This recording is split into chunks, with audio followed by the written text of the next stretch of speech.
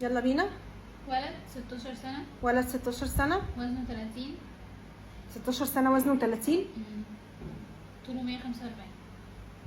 هي كاتبة صح ولا ايه؟ 16 سنة وزنه 30 اكيد كنت قليل. باخد حقن هرمون من سنة وجابت نتائج بسيطة. 16 سنة وزن 30. ما هو نقص تغذية شديد، يعني هرمون النمو. اقل وزن لده 55 كيلو، هو وزنه 30، عنده نقص في 25 كيلو. محتاج يعمل ايه؟ اتابع تغذية طبعا، وهنعمل اشعة العظم تاني وبعدين نشوف الدنيا هنعمل ايه. ولد 19 سنة، طوله 165، وزنه 65.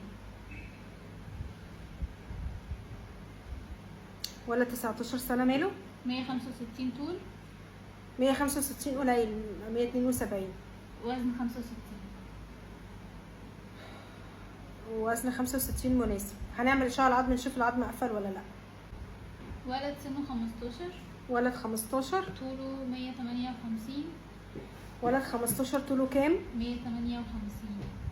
158 قليل، اقل حاجة 165. كان عايز يعرف يعمل ايه، مقالش وزنه.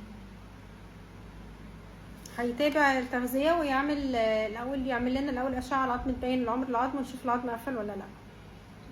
ولد 17 سنة، ها؟ طول 153. 17 سنة 153 قليل، أقل حاجة 170. عايز يدخل 160.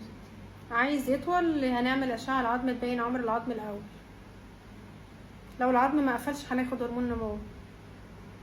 ولد 21 سنة، طول 168، وزن 74. عايز ايه بقى؟ هو رياضي بس دهون على الصدر والبطن.